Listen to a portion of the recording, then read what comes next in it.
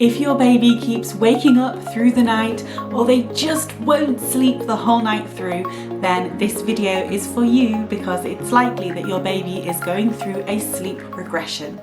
Hello everybody, my name is Sophie and I am a certified early years expert and parent coach, and in this video I'm going to talk to you all about your baby's sleep and more specifically your baby's sleep regressions. So we are going to cover what sleep regressions are, why they happen, and most importantly some top tips to help you survive and thrive through that sleep regression and reach the other side with a happier baby that sleeps better. Let's start with talking about what a sleep regression is. Sleep regressions happen most commonly at the 4-month, 8-month and 18-month mark of your baby's life. Some people believe that sleep regressions can happen at other times, but these are the main times, and that is because these are the main times when your baby is going to be going through developmental leaps. So that basically means when their brain is growing and they are learning a lot of new things. At 4 months, 8 months and 18 months, your baby is growing really rapidly, and it's no wonder when you think about it why they can't sleep at night. They've just got so much going on in those little brains that it's hard for them to, first of all, fall asleep often and then get through the night or go back to sleep once they wake up when those sleep cycles come to an end. Now, often when your baby reaches around the 3-month mark, you get a few blissful weeks when sleep is really good. It doesn't happen for everybody, but often you kind of come out of that newborn fog when your baby's waking a lot, maybe every hour or every hour and a half, and you start to see a little bit of a pattern of sleep and you think, yes, we've got it, the baby is sleeping through the night. And then all of a sudden the sleep progression hits and your baby is waking up every hour again or every hour and a half. The 4-month sleep progression typically is the worst one, and the 8-month one isn't so bad. Although at 8 months, of course, your baby is dealing with teething most likely, as well as crawling, sitting up, maybe even pulling up to stand. So there's lots of different physical developments that are going on with your 8-month-old as well. At 18 months, your baby is turning from a baby into a toddler. And as you can imagine, there is a lot of brain development that's going on there, which stops them from sleeping as well at night. Although I have to say, in my personal experience, the 18-month sleep progression isn't as bad as the others and doesn't always even happen for everyone. So let's talk about how you can survive the sleep progression, how you can get through it, and how you can help your baby to get through it. Now, it is important to remember that sleep regressions are natural and they are supposed to happen. That is how our babies' brains develop. And it's important to remember as well that when babies reach the other side of the sleep regression, they will actually be better sleepers for it. So just try and remember that when you're waking up multiple times a night. Your baby is going to be a better sleeper after this regression is over. They typically last anywhere from a few days to a couple of weeks. Sometimes that 4-month doozy lasts for a few months. Some of the lesser regressions that happen kind of in between the 4-month and 8-month and 18-month regressions, the ones that are not always seen as regressions, but is when your baby's sleep gets worse, they can last for maybe just a couple of days and then get back on track. Those ones often coincide with smaller developmental leaps. So the key to surviving is to develop a really great routine with your baby. Not only a great daytime routine and a daytime nap routine. Naps are something that we will cover a little bit more in another video, but suffice it to say, you want to have quite a good solid routine with your baby from when they reach about the 4 to 5 month mark. So when that first regression kind of hits. Before then, you don't need to be worrying about setting in routines into your baby's day because they are so little. But once they reach that age, then you really need to be thinking about creating a solid routine for them, and especially a really solid and consistent bedtime routine.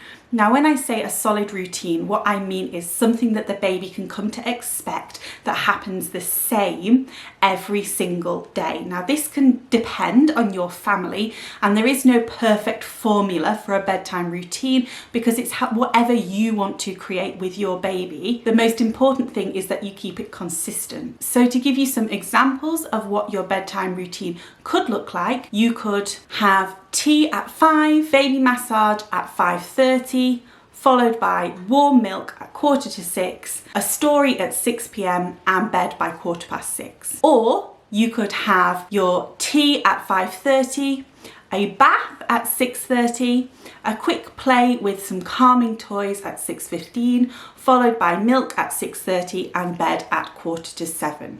So those are just two different examples of bedtime routines and the things that you could include in them. Common things to include in your bedtime routines, of course, are a bath, because that really helps to calm and soothe your baby. Baby massage, if you want to introduce that. You could do baby reflexology as well, which is really great and calming for your baby. Playing in a calm way, not playing in a lively, loud way. Having some cuddles, having a story, of course, having some milk, and then going to bed.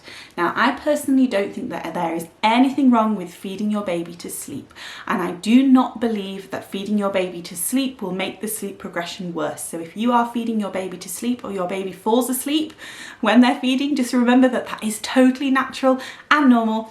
Don't worry, they will grow out of it. As I said before, the most important thing to remember is to remain consistent with this routine.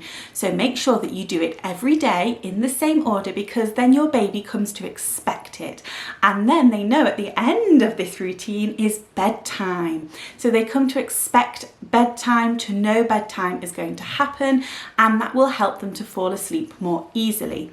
It's also worth bearing in mind that if your baby is having trouble falling asleep at bedtime, that it may be that their bedtime is actually too late. Often we think that if babies have trouble falling to sleep at bedtime, it's because the bedtime's too early, but that most often is not the case. When babies are overtired, they get very cranky and difficult to put to sleep. So try moving that bedtime ever so slightly, and I would always go for moving it earlier rather than later to see if that makes a difference. Don't create bad habits when it comes to sleep regressions.